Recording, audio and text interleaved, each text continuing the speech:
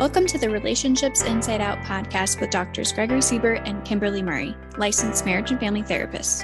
Join them on this journey as they explore the ins and outs of relationships.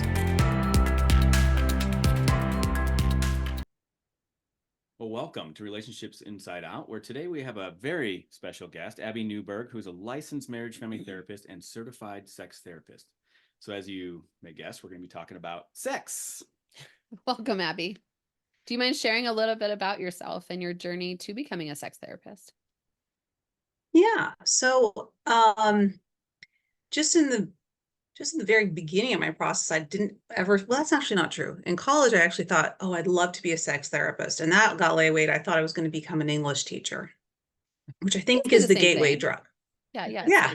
So, I, in receiving my master's for education, I had taken this wonderful Rogerian therapy class about how to do the Rogerian method. There's certain, like, they call them mailboxes, like questions you ask for like a deepening understanding. And that's where I got hooked. I really wanted to become a therapist at that point. And I went to USF, studied in CBT, thought I wanted to mainly go into nonprofit organizations. And nonprofit organizations, my clients taught me that I was going to become a trauma therapist. This is what you're going to do. Because I fell in love with the process. I really love trauma. I love the complexity of it. I love the intimacy of it. I thought I wanted to do CBT because I really wanted to do a lot of impact. And then I found out that there's impact in a lot of long-term intimacy. And through working with my clients, I'm really wanting them to have the most fulfilling relationships they can have.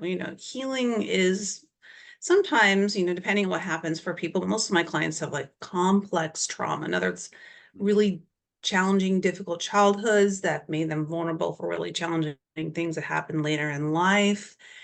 And so their process of healing or working through things is a lot longer term. But while they're in that process of self-discovery and healing and growth, they're wanting to be able to have a fulfilling relationship. And so many aspects of their relationship were going pretty well, but as a famous book says, the body never lies. It just doesn't. When we feel anxious, when we want to self-protect, when we want to withdraw, the body is going to, will override maybe our will mentally, and there would be challenges happening sexually. So some part of them felt anxious about real intimacy or closeness, and then anxiety, whether it's somebody, a person.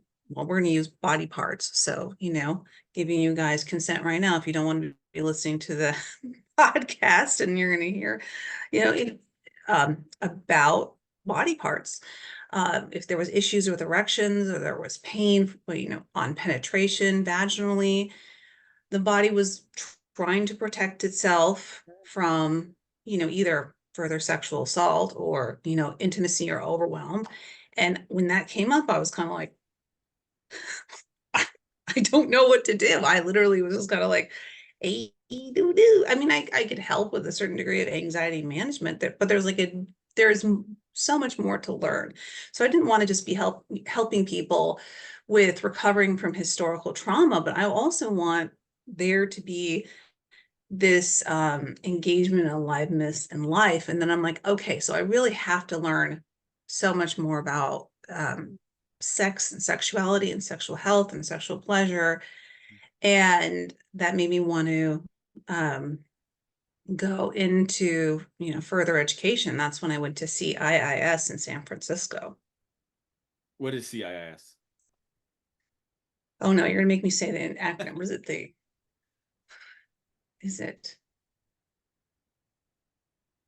Integral, what is it? Integral Institute. I don't remember what CIS even stands for. That's okay. So like, is it California Integral Institute of Sciences or something like that? Okay. Anyways. And then you became a certified sex therapist. Can you say more about that journey and what that includes and all of that? Yeah. So I can't remember all the hours of education. Some of it is allowed to be online and some in person. There's there's a lot of education. There's teaching you about how to work with couples, work with individuals, working with like different sexual disorders or how to understand and be supportive of different gender identity, understand the working with folks who are poly or in consensual non-monogamy, and kink and BDSM. So like having a basic understanding, kind of just like when I went to USF, it's like just enough. Yeah. And I like there's so much you're learning, and also about anatomy and how does that work, and functioning if there's if there's physical differences in gender. And so there is that piece. And then once you're done with, like, I shouldn't say it's the very basic, but it's a good foundation. After that, there are where you do 50 hours of supervision. So it's quite a bit of time, Quite a bit. quite a bit. And there's a certain categories where you have to demonstrate experience or knowledge. So they're not only getting a good amount of education, you're also continuing to educate yourself and demonstrate to your supervisor that you are meeting the requirements. And I believe it's like 200 client hours as well. So you're not, so there's a lot to it. So people who get certified have really committed to the process. Still, I say, when I think about sex therapists, there is so much to know and so many ways in which people can go within their practice. So I wouldn't say every sex therapist can work with every single client. No way. I think finding a sex therapist who feels comfortable or has experience is really important in whatever issues that somebody is wanting to get support around. And with sex therapists, I want to be really clear here. People can hang their shingle. They can say I'm a sex therapist without actually completing the training. If you are looking into sex therapy, make sure that they actually are a certified sex therapist, not just saying I practice sex therapy. I think that's important in terms of education, safety, quality, and the kind of care you're going to get.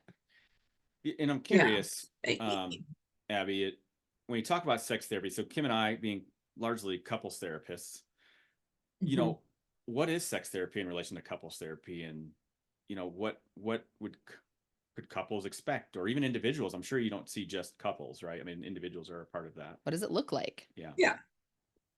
So, what do people expect for sex therapy? There's the structure. There's a lot of similarity. Of course, depends on the type of couples therapy you do, but there's, the structure is very similar in a lot of ways. Couples often come in for desire difference. That's like your number one bread and butter. There's always going to be somebody who is going to want sex more, or sex more a certain way than the other person. And this can either like be a little difference, it can be a big difference. It can a lot of times it ends up getting polarized. In other words, somebody becomes more something than the other because there's this pressure or anxiety to show up a certain way. But so sex differences is like, is something that a lot of people come in for. I mean, there's a lot of issues that are people looking at. There's anxiety, and then there's something with genital issues around anxiety we kind of talked about, not necessarily due to trauma, but because there's a lot of social pressure and expectation and prejudices about how people need to show up sexually that can get in the way of people being able to feel comfortable. And also just the knowledge. I think there's a lot of misinformation about how our body functions. And so therefore we have a certain expectation about how sex is supposed to go or how our body is supposed to function. And so that gets kind of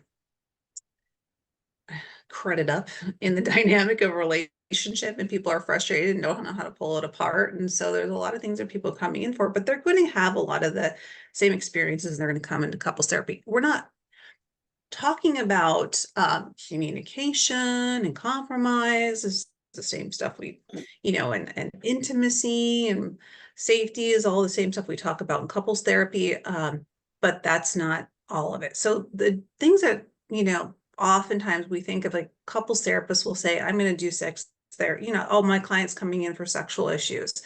Oh, if I just really work on their communication, they're going to be able to have a fulfilling sex life. That's not going to not happen. I'm not saying that, like, oh yeah, I'm sure there's plenty of therapists who've been really successful with that, or maybe they're doing things that line up with really good sex therapy principles. They're not even aware that they're doing well, But a lot of times what we have found that isn't the complete picture for Sure. so many reasons, that it just doesn't end up working, that people really focus using a lot of the aspects of good couples work, but really focus on the sexual connection of the relationship. You get so much more out of that process and a whole lot faster than trying to really do like generalized couples therapy.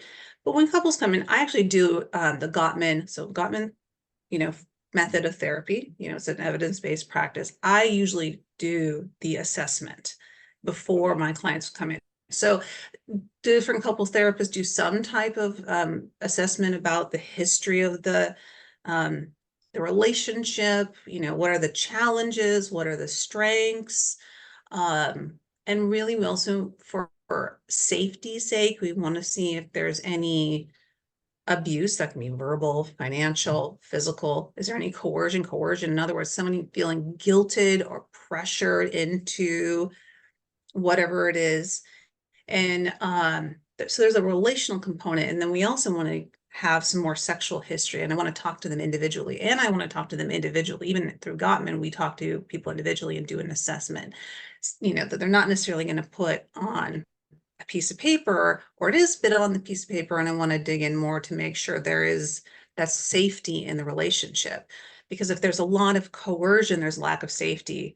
Or maybe there is a lot of dysregulation in the relationship because there's ongoing addiction, or, maybe there's untreated major depression. I want to know what's going on for the individuals and making sure that this is the next step for them versus something else. So there's individual work where I'm wanting to get more of a sexual history. In other words, if I have a lot of time and I can dig further into it, like what was their sexual history? What did they learn about sex or sexuality or their body? What is your cultural implications? What are societal things? What is there any aspect of religion and spirituality and sexuality you want me to know? So there's a lot of questions I like to ask, and of course, medical, if there's any other physiological things that I need to consider, because there's obviously differences in that. So a very thorough assessment. But in assessments, guess what? We are already doing intervention, making people start thinking about these things. When people start, most people don't even think, we don't think about the things that influence and are literally coming into our bedroom. And so in that regard, we're already doing therapy. And as I'm doing assessments, I do want to model really good consent. What does that mean? And I say it very explicitly, I want consent, being able to say, no, I don't want to do that. I don't want to do it right now, is the core to being able to say yes, to have a fulfilling sex life. So I want you to know that anything you do not want to tell me, or I'm getting a sense that you're getting uncomfortable, I'm going to maybe pause and check in with you. And if you're hesitantly moving forward, I'm going to check in again and be like, it seems like you're uncomfortable. I want to make sure that this is really something you want to talk about. And I am kind of looking for that. Yes, I do. Like enthusiastic. Yes, I do. They're leaning in, they're being emphatic. They're like, well, if I don't, then I'm like, look, I am seeing that it's really challenging for you. We can come back.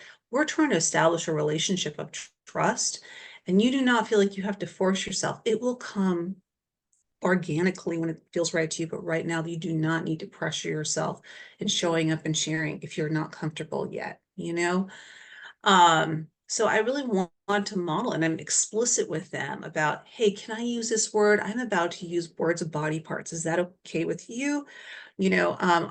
I'm using like more scientific terms. Is that something that, most people, yeah, go for it. Please, that's why we're here. I'm like, yep, I'm always asking and making sure I'm checking in. I'm not always like treating everybody with kid gloves, and I'm getting a sense of the comfort that people are along the way, but I do explicitly let them know I am going to model and intervene when I think something might be off. It's important, just like in sex, if we are thinking something's going on here, that we have to stop and check in, because if not, it's going to create a rupture and a discomfort and a fear in this relationship. And that's not going to make you feel vulnerable and open and safe. So here we go. We do assessments, and sex therapy. I'm sure we actually were kidding about that a little before we started, is that it never includes touch.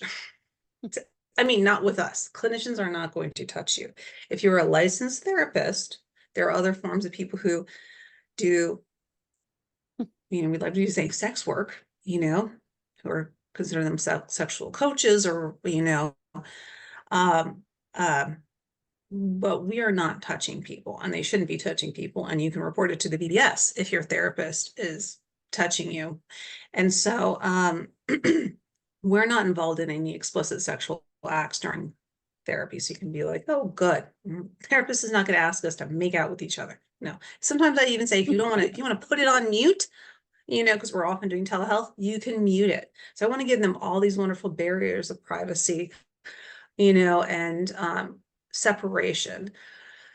So after we do a thorough assessment, we want to get clear about the goals. And goals, kind of like in couples therapy, is that there's goals that they want for their relationship. But the goals aren't, well, I want them, the other partner, to do this more. It's like, we're not necessarily trying to get that person to change, but hey, what goals do you have? How do you want to be empowered and show up that might change and shift this dynamic, and really kind of thinking about those goals. So, and as much as you were like, oh, I'm so excited to come to therapy and get my partner to change. It's like, no, we are not trying to change people. We are here as teammates with a challenge, a difference, a need, a desire. It's not right or wrong. Like there's different desires that are popping up or challenges. You guys are working together as teammates around this goal versus who's wrong and who's right and who's going to be fixed and who's broken. No, it's not like that. And which is such a relief for one partner. Oftentimes is like, it's already starting to reduce anxiety, being like, oh, great. I'm not going to be here pathologized. Wonderful. And so after the goals, we want to kind of figure out, what are some of the interventions? What are some things that we would like to do? If it's very specific, there might be very specific tools. And part of consent is like verbalization of me telling them what an intervention we might do. I think this could be a really powerful intervention. This might be a pathway that we want to take, and this is what it's going to look like, and this is how it goes. And, here's a book that we would be working with. You can even look through it. So I'm wanting to let people know what their process they're going to be consenting to.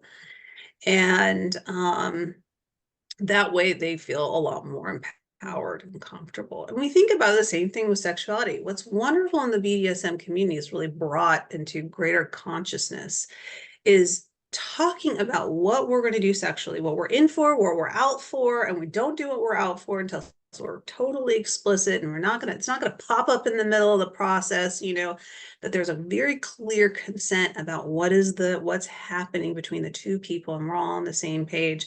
That way we don't feel out of control. That way we can feel safe. That way we can just kind of fall into the process of what's happening and kind of move forward. So anyways, we might figure out what interventions, that's like homework assignments you're going to do at home, or things that we're going to talk about, or psychoeducation, or communication tools. I'm still kind of thinking in regards to desire differences. Obviously there's so many different interventions depending on what people are coming in for. And when people feel like they're able to utilize their tools, they're able to work through the dynamic together, we can talk a little bit about maintenance, and ways that they've grown and changed near the end of therapy. And then it's not easy. Then we're done. So easy sounding, huh? Work's done. They have succeeded. Sex is great forever. I'm curious because you talked about desire differences being the most common. I'm hoping you could share a little bit about, what are the interventions for that? Like couples listening to this who might be experiencing this, first question that comes to my mind is, if you deal with that or work with that, like what are some things that help couples get through this or talk about it or approach it? Yeah. So desire, first of all, just the first most important thing the therapist will do is we want to be empathetic with you. We really want to be able to see what is happening for both people, and nobody's right, nobody's wrong. And can we just hear the other person's perspective? And sometimes what both partners need is teaching them how to just listen and reflect. And I know that sounds like, I'm sure when people think about going to therapy, they're like, duh, like, I'm like, actually, It's the hardest thing to teach. I'm like one of the hardest things I also think as a couples therapist is staying regulated, not getting overwhelmed and super defensive and highly critical of our partner. Like, this is a heated, probably conversation you've had a million times, and you guys can go from 0 to 60. You have to relearn how to slow this down and get out of our reactive place, our defensive postures, and in the process of me understanding both of you, can you also slow down and actually reflect to each other without agreeing? I'm not asking you to agree at all, about what you hear the other partner is hearing. And let me tell you, obviously Gottman shows this in research-based evidence that when that first step is taken within a couple of hearing each other, really hearing each other, and learning how to be able to be present and really compassionate and take in a partner, that soothes each other so much. And they're already probably reducing the anxiety that they're having with each other. So that's a first intervention. I'm going to get it. Your guys are going to get it. And more compassion and less adversarial stuff, starts to shift. And, we can turn it into, we are having this we feeling like ships in the night. And so desire difference might be somebody who wants to have sex more frequently or a certain type of sex, right? So also when we think of sex, right, we oftentimes, if we're, depending on our gender identity and our sexual orientation, but also when we talk about it, even in popular media, we really think of heteronormative, like cisgender folks, people who are assigned female at birth who have vaginas, and people assigned male at birth who have penises. And when we think of sex, we think of penis and vagina sex, right? But this is something I'll teach them depending on their gender orientation, sexual identity.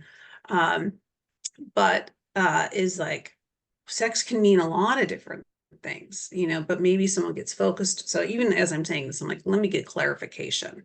Sex is a lot of different things, not just penis and vagina, or it's not just penetration. There, in fact, we might even have to define what do you mean by sex. And so there can be a lot of education, clarification. What do we count? What do we not count? I'm like, yeah, and demystifying this like fantasy that a satisfying sexual life, means you have to have penetrative sex a certain number of days. Maybe that's something you really want. Not wrong, but it's like, this is also, we can get really stuck in that conceptualization of sex of being like, that's it. And, and it has to happen this number of days. Like, yeah, that's okay. So this is the way you think of sex. But like, well, that the other person's thinking like, well, I don't necessarily want to have penis and vagina sex. Maybe we're talking about heterosexual cisgender people, but I want to make out with him, and I'm using very gender normative. This is a female talking about a man, and I like it when we get naked and we cuddle, and but sometimes I avoid that because I feel like if we do that, then I have to, then we have to do penetration. It's like so much of like getting clear on like what people want, and like, so I just, yeah, she's like, yeah, she never even flirts with me. Yeah, if I flirt with him, then it's an expectation that, blah, blah, blah, blah. And it's like, okay, so some part of the issue is that what you see as sex, what you see as sexual connection is different for both of you.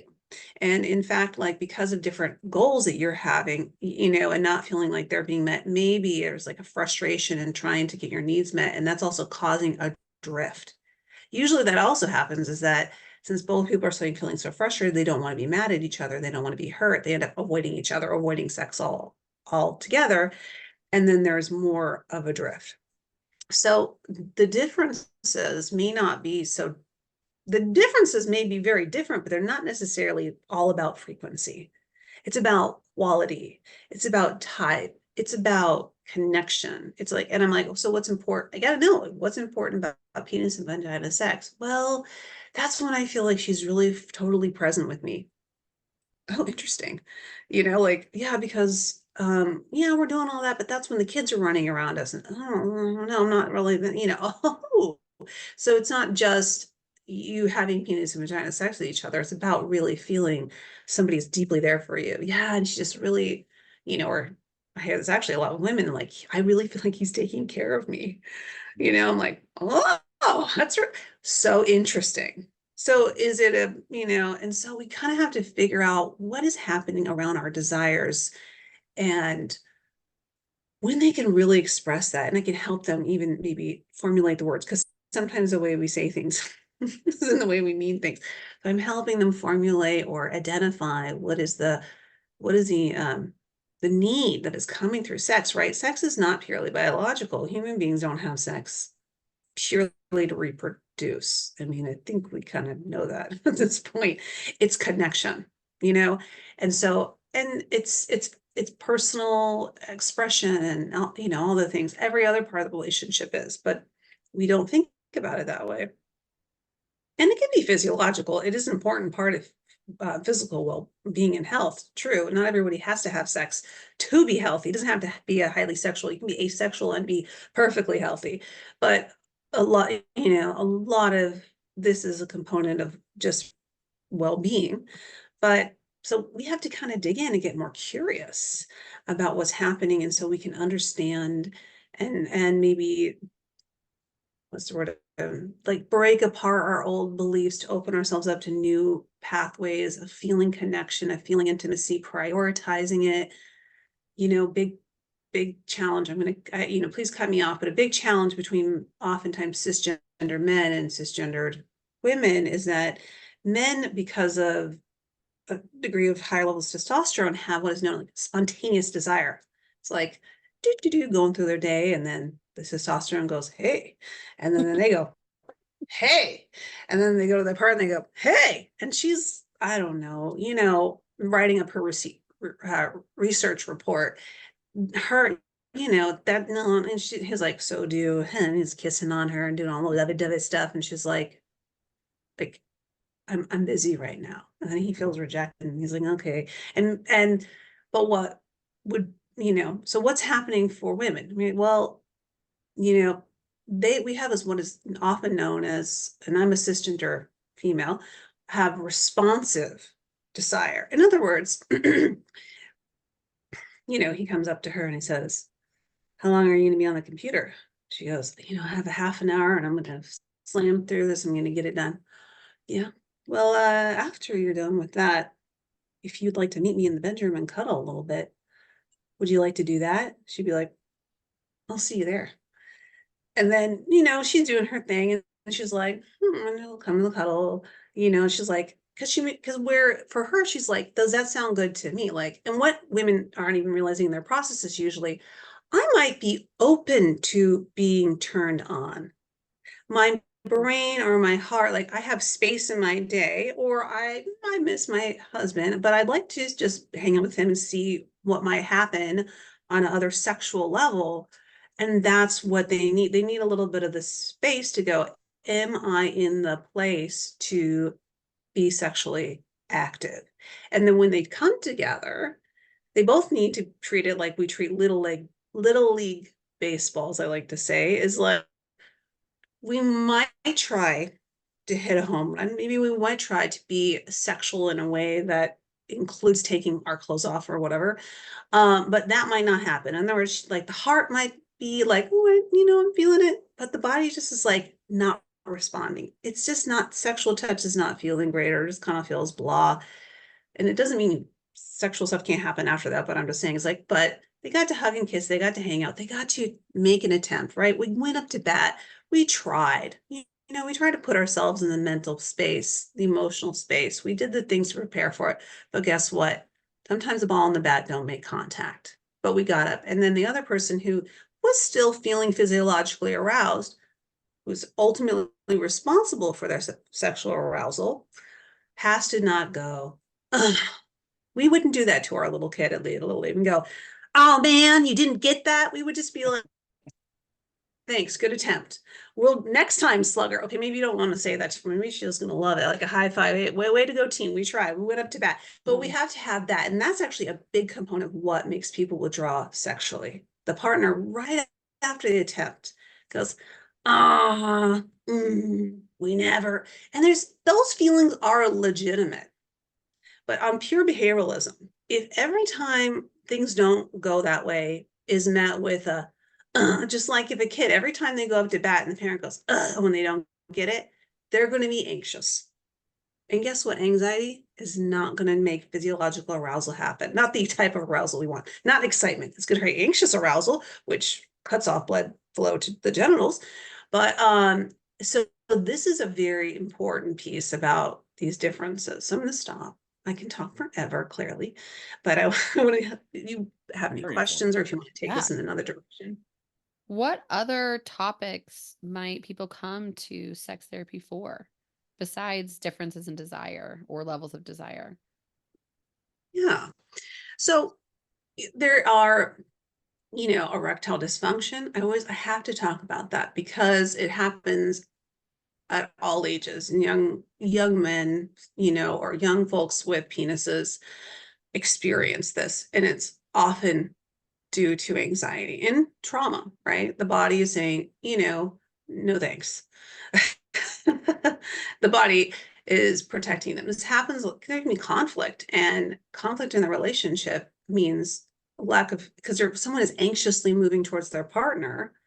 They have hurt feelings. Their partner is going to do the thing, like their erections can come and go. I mean, it's just like, our bodies respond different ways every day. But if every time you start, the partner is like making, getting frustrated about an erection not staying, that's reinforcing that problem. So anyways, but what I also want to say about erectile dysfunction is what we really look for, and I like to tell everybody, is there can be a very serious medical issue. It's usually for people later in life. But if someone is finding they're not having erections in the morning, any other time, they're just not happening, it's been a couple of weeks, 3 weeks, you got to go to your doctor.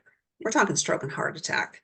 So one horrible but fun thing that we get to do as therapists and be like, can we save somebody's life when they come to sex therapy?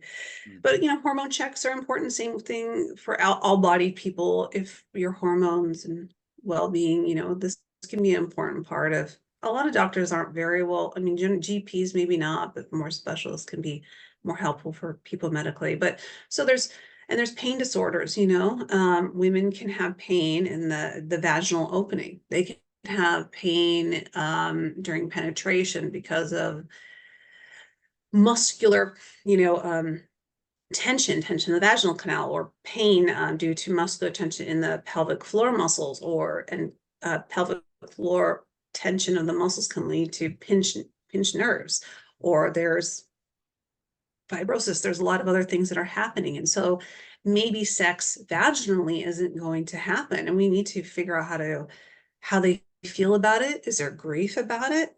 And how do we get creative? And so there may be pieces of that. A lot more couples are exploring consensual non-monogamy. And they're like, I don't know where to begin. And so how do we support them learning about it? Them forming a philosophy about it? How do they want to go through the process of it? How do they create community about it? Same thing with people exploring kink, or a lot of times when there is kink in a relationship, they do not want to go to a therapist who is not specialized in that, because a lot of therapists will treat folks who are in the kinky community as having some type of disorder, and they focus on that. And it's like, either it doesn't even matter, or it's, it becomes really unsafe for them fast. I'm curious, what are some things that are involved in kink compared to, I guess, vanilla sex, whatever that is?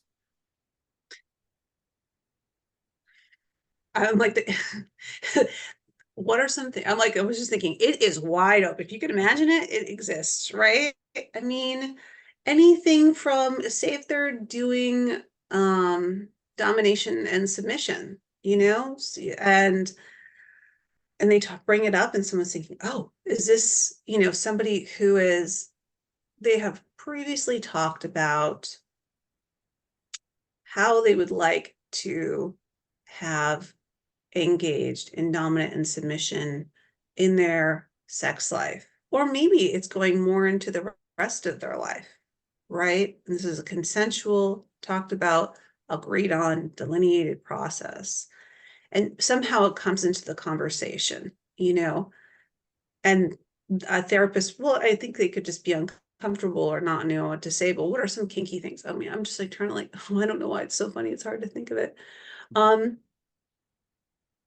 toys. Yeah, I think it can be Yeah, dependent on the couple, right? Like I yeah, mentioned toys for one of the couples I work with, and their world was shook. Whereas, like for other people, that's a standard, right? I think it can really depend on the couple on what is considered kinky. yeah, Even changing of exactly. positions. For some, that still would be vanilla to only consider that. For Yeah. others, that could be kink. Right. Using different things for different sensations, like using electricity, spanking, whipping, propping, um, bondage, right? Being tied up. Yeah. Hmm. But now Yeah. yeah. And it's very fascinating because I like what we're talking about in the sense that there is some subjectiveness in terms of what a couple might find normal. And then what kind of to bring it into what you said earlier about the difference in expectations, that the couples might be at different places of what they expect. And if that's not communicated about, it drives them apart. And I think for me, just as a general couples therapist, that's what I see the most is differences in expectations. And they don't get talked about, even from a very simple thing of, do we both have to orgasm during every encounter? Is that important?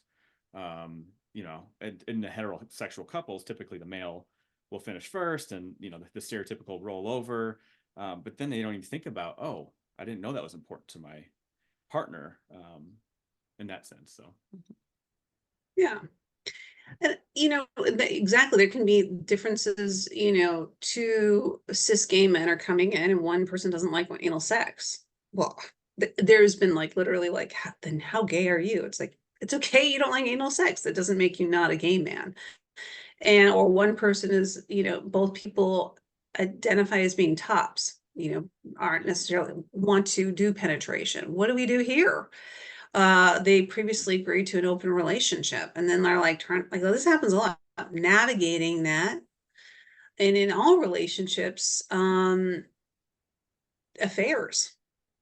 And what does that mean and how to navigate? That is a big one. That's a real, because it's so common, but people don't talk about it. This is kind of like I feel like this is one of those last bastion sexual things that we have the greatest amount of shame over is when there has been some type of infidelity, boundary sexual or, you know, sexual boundary crossing. And that's a big thing because they people just do not feel comfortable reaching out to their community. There's not like, you know, bagged lunches, you know, there's munches for kinky, but there's not bagged lunches for, hey, we had an affair, let's all hang out and talk about this. I mean, obviously being kinky is a positive, you know, growth oriented thing, but like, you know, frankly, affairs can actually be a really growth oriented thing for some people in relationships that took an affair, you know, not I recommend it, but it took an affair for people to really connect with each other and work through some material. But, you know, affairs is a big component of it, or health changes, you know, cancer is so common. So how do we accommodate, work with changes of bodies, you know, aging, different physical abilities, like, so how do we support folks who might need thinking of working, you know, having sexual intercourse in ways that we would think in with people with different forms of bodies, you know, our stereotypical minds. There's so many ways that people want support and be able to talk about things safely. Question. Is there, when I think about sex therapy, are there people who you think it would be like contraindicated or it wouldn't be good for a good fit for them or couldn't benefit? Yeah, so when it's not time to, you know, like, are we rearranging the furniture on the Titanic, right? Like, we don't want to do this before that, right? We want to save this before it's like, if, you know, I kind of like a lot of couples, if we're thinking about couples, you know, there's severe substance abuse, you know, someone's not going to be able to really utilize couples therapy. If there's, you know, other, you know, if there's, domestic violence, this is not the time. if one partner really needs some type of therapeutic intervention, in other words, their anxiety is so debilitating and we compassionately need them to be supported first, or their depression is so difficult, we might need to see that first. Or, maybe there is so much high conflict in couples, you might have to be like, no, we're really just having to do couples therapy so you guys can learn to de-escalate and talk to each other, because if we can't be going around in such a dysregulated state all the time. So I mean, active psychosis, what else? I mean it sounds silly, but it's like, if there, that's not the time we want to be doing sex therapy. I might get concerned if going into the work, if there's resistance around really looking at what coercion is. I mean, frankly, that would just be the sex therapy is working with coercion. Coercion is that kind of putting pressure and guilting the other partner, so not identifying that they're doing that, and they feel like what they're trying to do is like get their partner to see how much they're in pain, but what they don't realize is they're doing abusive, manipulative tactics and getting that way. And so, I mean, that's actually sex therapy in of itself, frankly. But it could get to the point where it's also coming from very rigid personality disorder. And when I say that, there's a spectrum of personality disorder. Folks who have personality disorders, who've done their work, they're aware of it, and they're working through and they're taking ownership, that's totally fine. But if they're and to me, I think it's when we match biology with trauma, and this is how we get personality disorder. And if someone hasn't done the work around that, that's when either they have to really look at that as a couple. I think you can do certain degree of personality disorder work as in couples therapy, but maybe if a person is really struggling with that, that's something that needs to be addressed, individually. And I'm curious because, I've seen clients over the last decade or so where one might have trauma from a previous relationship, and that trauma has been generalized to their next partner. And so there's a lot of triggers that serve as barriers to even exploring intimacy. Right. And so I'm curious, in those cases, would you refer that individual to work on the individual trauma first before you would even bring them in as a couple? Or Well, I'd like to say we all bring in everyone has trauma. We all have a little tiny bit. I don't think that anyone escapes childhood without some type of cultural trauma to a degree. I mean, but what is like some very significant attachment trauma. And I'm wondering though, how they're presenting in the room, right? If they're really not consenting to it, they're feeling coerced into coming and they're not feeling motivated. So that's a key thing, is if I'm here because they want me to be, and I want to explore their motivation. It can be traumatized. It could be, I don't know, just not valuing therapy. And if somebody does not feel like they are really wanting to and able to, without feeling like if they don't, it's at their fault, then maybe we're not going to do the work. Because that's when it comes down to. It's really consensual. Okay, I'm going to respect the fact that coming in here is so anxiety producing for you and fearful for you that but you're forcing yourself to do it because you ought to, or you're afraid you're going to lose your partner. That's a coercive environment. That's coercion, and I'm not going to coerce you into doing any work. Yeah. And that is then, and frankly, in you being able to allow that to be true is a huge step in your trauma healing. Saying not right now, and your partner accepting that. I know that can be really hard for you, but we can't do the work from that place. And who knows, a person might go, as soon as there's permission to say no, and the therapist is going to be like, we will stop at any time. They can be like, well, maybe, but and frankly, like some sex therapy is just teaching people, what words do you feel comfortable with? Can we talk? What words are comfortable for you to talk to with your partner? So if there's trauma, maybe they just need not what we think of as is like going straight to like the penis and vagina stuff, is like developmentally, maybe we're way back, we're over here. Yeah. Can we tolerate touch? Can we talk about these things? Can we do any of that? Do you work only with couples in sex therapy, or do you also work with individuals? Yeah, I work with individuals. Yeah, How especially does it that comes look up a lot. different? I'm like, A big question. it's easier. I was like, it's easier and it's harder. Just kidding. That was like my first thought response is like, it's so much easier some ways to work with the two people because usually the issue isn't just solely within one person. They really need the other person to participate. In some ways, that person is also making this stuff challenging, but it depends on what's going on for them. For, you know, say that there's issues with like erectile dysfunction, feeling anxious, I can teach them how to do grounding exercises. I can teach them how to anxiety management. I can teach them how to be able to stay present with their partner or have them do some types of homework assignments with their partner. We can do it individually, you know, or go into any like trauma, like cultural trauma, relational trauma that might make it so they feel more performative or avoidant of their partner. And so we might do a lot of individual work around that. It really depends on what's happening. Do you find I mean, yourself, and there's a lot that, yeah, go ahead. do you find yourself working with a lot of cultural narratives with clients and the differences in those narratives and their understanding of sex? Sorry about that. I did not know. Okay, I don't know how to cancel this. Okay, so you were asking cultural narratives. Yeah, how much are you working with the clients and their narratives and understanding and that role in their sexual dynamics?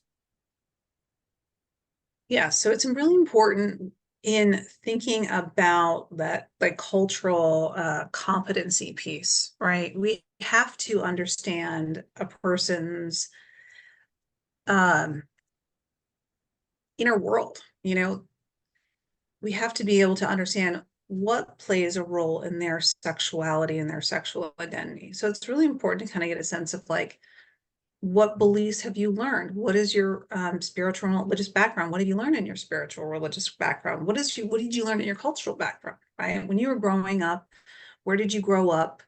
What did people teach you? What do people believe? What do people think is right and wrong? Maybe there's certain sexual mores. And we have to sometimes we can think of it as, you know, this can be this might be a bit of a challenge for the person. And then sometimes we have to also know that when I think about myself as a white American and also having kind of a Eurocentric background, I can think, oh, well, I'm a sex therapist and I know what sexual health is and I know what's good for this person. That's not true. They know what's good for them. This is a client-centered thing. So if for them, this sexual process, this sexual belief, you know, is something that's important to them, you know, something that they, you know, want to focus on. I need to be able to respect these things.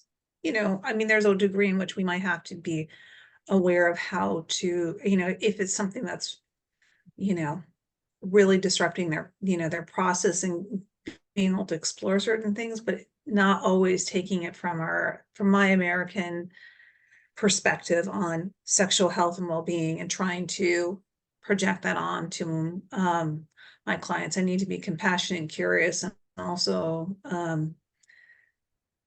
having cultural humility as well. So in thinking about those things, I'm also wanting to know, I mean, there's so many parts of the things that we're wanting to understand about a culture of an individual, and culture can be also sub-communities, right? You know, and if you're in a sub-community, you know, what is it, beliefs around sexuality in kind of heteronormative cisgendered relationships versus beliefs in the community of gay men about relationships and expectations of relationships are very different. So what is considered normative, you know, having more of an open relationship amongst gay men, that's more normative, that's more expected in a relationship. If you are dating in a heteronormative cisgendered relationship, there's maybe in more of a cultural expectation of, oh, we're going to be monogamous, especially of a certain age group, I should say. At least now I'm like a 43-year-old. So if you're at least a 43-year-old dating, there's like, so there are kind of the normative expectations and and not projecting my normatives onto them, being really clear about what's true for them. And have you found in the exploration of narratives with couples that sometimes the narratives are just so disparate that maybe it won't necessarily work? Or is that where you come in and have to be creative of how can we make this work based on these parameters? Like, what does that look like? Yeah. So, some, we have two different cultures weaving in, right? And there may be in certain cultures, there's this expectation that extramarital affairs are kind of normative and they're kind of a healthy, normal part of a committed relationship. Another person would be like, absolutely not. And, or, affairs happen and they're forgiven. And that's that it's not devastating. And the other person's traumatized by it. And my job is to help them see each other and see if there are these differences, having them decide how do you want to deal with this? I mean, like all kind of couples, navigation. And a lot of it is, if there's a disparity, this is going to be something you might be working on for a time, that we are going to find ways to kind of, in this moment, find a kind of a middle way now. What can we do within this moment? Say if it's like one person, this happens, I think about this happens in San Francisco, as a one person is or kinky or is identifies as being poly, and they, a lot of folks who are poly are not always dating, it's like we have this sometimes in the media, oh, they're dating all these people. Like, no, it's actually statistically not that often. And being monogamous with one person or like having a close relationship happens a lot of the time. And so like, I'm going to be in this close relationship. But later on, I was like, hey, I'm open to this. Maybe if somebody really wants to open it up, but how do we even start to, like have that conversation? One person, I don't want to talk about it. Can we even, like, maybe the compromise in the short term is even just being able to talk about and explore feelings. So, and that in of itself was a big leap. The other person may not, the worst part of it is just feeling like they have absolutely no power in having a communication, and the power of being able to talk about it and explore it, is something that already has created a greater connection and a feeling of security. I was literally just going to ask that about power. Is how much do you see where certain beliefs, just by the nature of them, maybe they're more rigid, they tend to hold more power in the conversation, the dynamics. Like somebody might be more kinky and the other one is not, right? And the one who's not may tend to have more power, where the person who's kinky might not get their needs met. I guess, how do you conceptualize that or work with that, the power differential? Yeah, I mean, and one person also doesn't want to feel like there's something wrong with them and be shamed. And power is like, how can I get my needs met? And the honest truth is that, one person feels disempowered, the other feels like they hold the key. But this is important. The same thing for a person who might want more sex. It's like, the truth is, no, this other person isn't responsible for meeting your sexual needs. What we are in a, for example, for people, especially in a monogamous relationship, they're like, yes, they are. No, they're not. No, they're not. So this is where like other parts of couples therapy really diverge. It's like, you are actually fully responsible for, this person wants to support you and you're getting those needs met, but it's kind of like, that person's not totally financially responsible for you. We can grok that, right? You quit your job and absolutely don't work another day in your life. That the other person doesn't need to sign up for that. We are contributing to each other. That being said, like, there are reasons why people might not want to have sex, and there might be times that people need to not work or whatever, or somebody doesn't want to ever have sex again. I mean, that's a whole nother conversation, but difference is like, let's just be clear.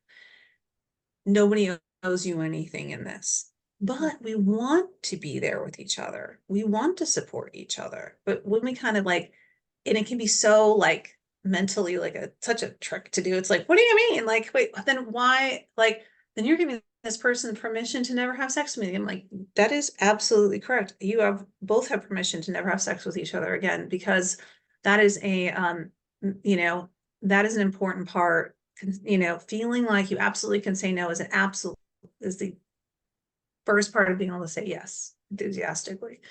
Oh my gosh, I'm going off on a tangent. I forgot what we were talking about, but like how to navigate that. Wait, what was the question? So I The can power, come back yeah. to No, my point. you're on track.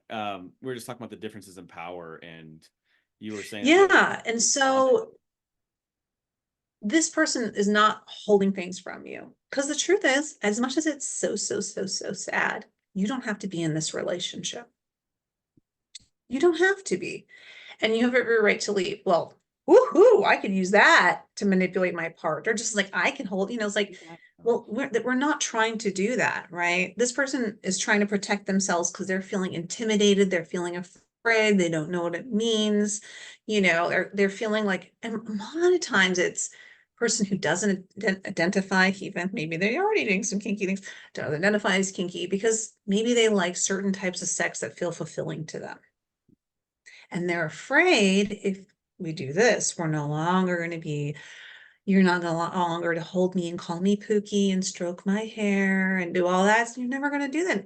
And so they're just doubling down on that, or they have a lot of shame associated with it. And it's really uncomfortable to do these things you're asking me to do because I don't want to feel objectified. I don't want to feel ashamed. And the other person's like, well, I don't want you to feel that either. No, I just want to kind of role play and do something silly and exciting, or I just want to explore new sensations. And when a person hears it that way, they're like, okay, well, because they just never, they've only seen things in media, right? Like, well, let's get out lists and a yes, no, maybe list and, and get curious about that stuff. And so usually it's people kind of protecting themselves, trying to stay, connected to their needs. And when we can look at what are we trying to protect, then we can more feel open to exploring different avenues. And so like a lot of times I'm like, this person might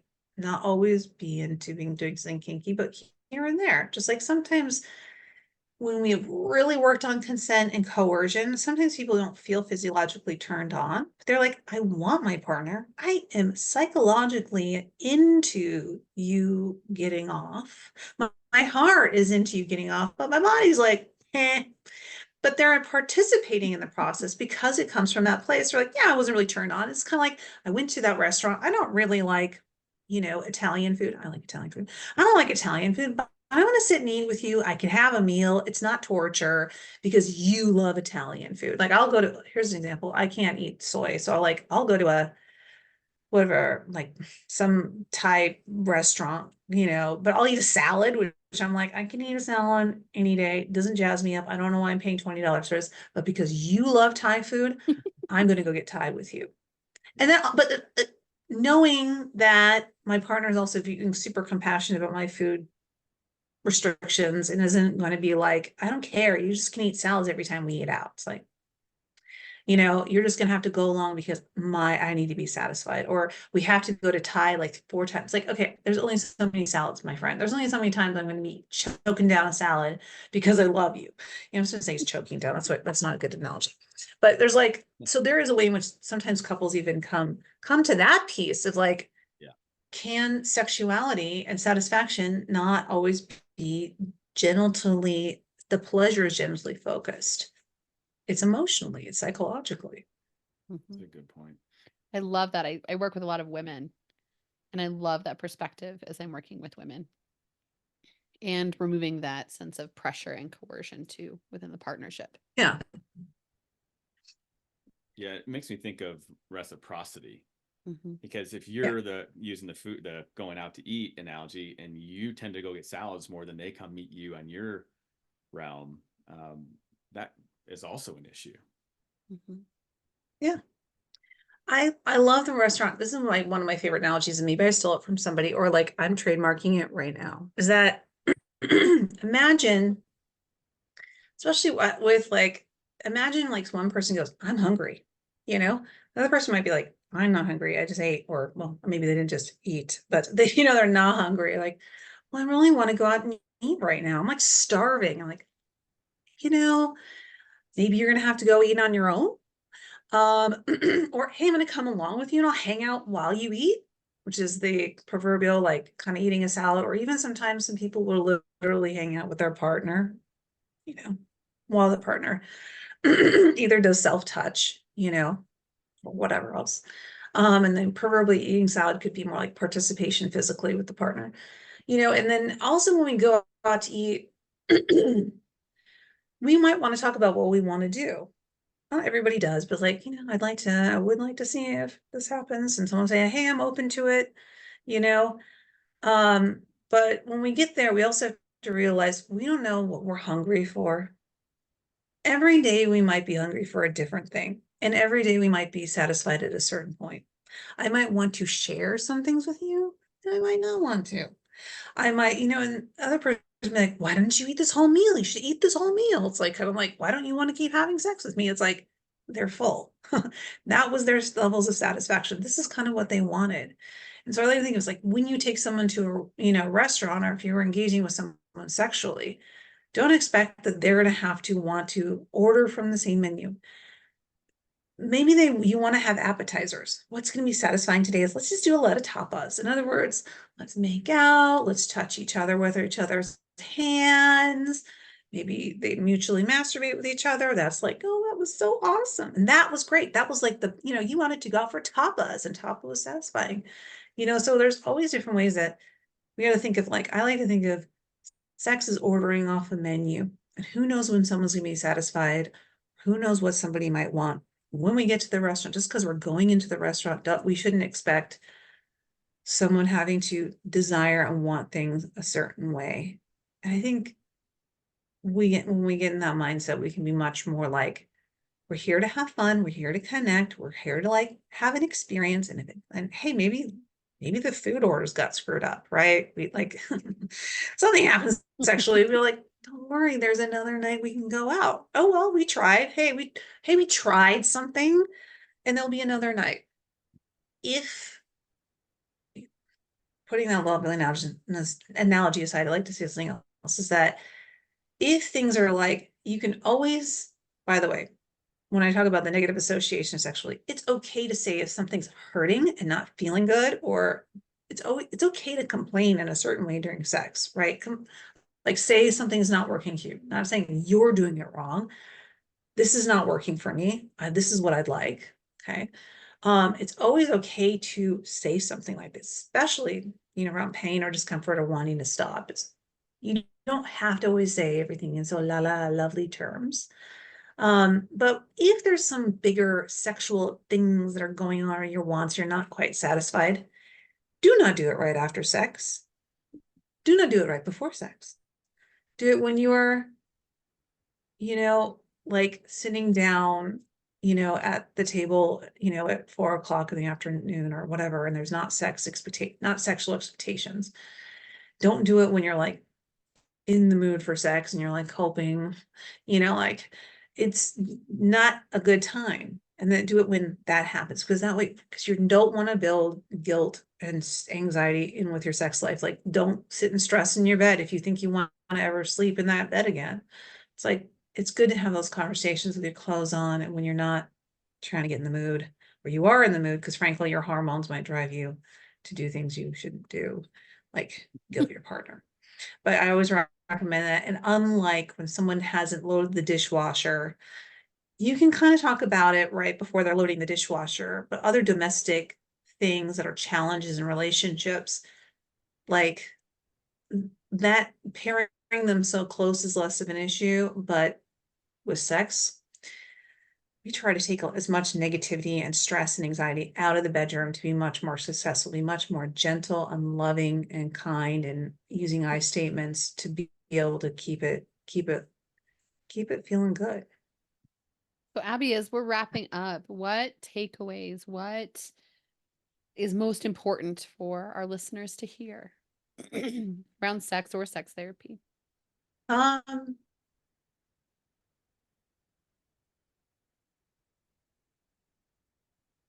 What's the most important thing for them to hear?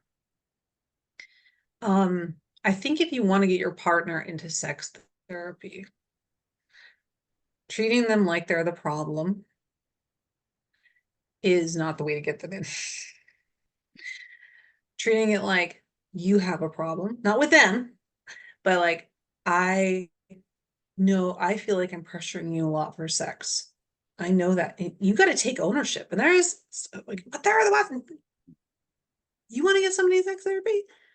I want us to feel better about our sex life. If you want to get your partner into sex therapy, take on, this is what I want to work on and I want support around it. I don't want you to feel bad anymore. I don't like how I can see that this is not feeling good for you. And I don't want it to be like that between us. I'm not saying we have to have more sex, but I don't like the way that this is something that feels like something we feel bad about in our relationship. That's what you want to, think about when, and I'm here to support us getting into sex therapy. And that's for couples. And then like individuals is that it's it's so relieving. I think for so many people finally being able to have a comfortable place to talk about sexuality where like literally if people go, I'm sorry if this is too much information. And I'm just literally drinking my drink. I'm like, oh, what? I'm just like, we're just not like, I have heard about everyone's medical disorders and things that are coming out of their body. I'm like, you're just not gonna, we're unflappable. And if you surprise us, fun. We're excited about that. We want to be surprised, but that it's going to be a nice place where you can just like kind of be yourself and you can say all the words and you can curse and you can talk about this and that. And if you want to bring your boyfriends or girlfriends or partners, text messages, yes, we will read them. And it's just like, so it's such a lovely, safe place. And I think in the process of being able to talk about it, even that is really healing, and so, but also sex therapy isn't all about looking at dysfunction. We're about wellness and growth. And we really like to, well, at least I like to really not like think of it, you're broken, nothing's wrong with you. It's like, you're a human being having a human experience. Let's like, how do we want to make this work better for you? Or how do we want you to feel more fulfilled or good about this? And maybe we even like make some good jokes, together, and we can laugh about it and be playful and silly. And, and I don't think badly of your partner. Don't worry about protecting your mom and your partner. And like, you know, we understand they're all human beings too. And so it's such a freeing and lovely space. And hopefully, that that's what we're there for. And where might somebody interested in finding a sex therapist go to find a certified sex therapist? So ASECT, that's AASECT.org is the institution, American Association of Sex Therapists, Teachers, Educators, and Counselors. ASECT is where they have a directory of certified sex therapists. Some people, you can find people who say they are sex therapists on Psychology Today or Therapy Den, but people can call themselves sex therapists and aren't certified. But I also like to say, I know people who are sex therapists who aren't certified, who are writing books, and so I wouldn't want to say that they're not knowledgeable and amazing, but, there are directories, you can see that they are ASECT certified. Ask them, where did you get your certification? That's how you know they're certified. And what is, and you can find it by, so maybe you do have a friend who has a sex therapist that they really trust. Maybe certain associations have sex therapists that they work with, like sort of LGBTQ centers. And but I say number one thing, like also choosing a sex therapist, is talk to that person on the phone for 20 minutes. And any good therapist, and listen to your gut. You get the creepy heebie-jeebie, you're out. There's no way. You're like, yeah, it's good enough. No, keep looking. Find the person who you truly feel comfortable with, because it's a big part of what makes therapy work. But frankly, when we talk about sexuality, like, it's really important to find that certified sex therapist who knows what you're going through, asking them what their training is, what's their experience, what do they know about it? They should be able to answer those questions. They can't answer the questions, or they probably not the person for you. And then finally, as you talk to them on the phone, do you feel good? Thank you so much, Abby. This has been, like, as a therapist, as a human, I'm soaking this up, this information you've given. So thank you so much for joining today. Thank you so much for asking the questions. I love talking about this. I'm like, I want to talk more. And for those listening, we will provide the links that Abby had mentioned.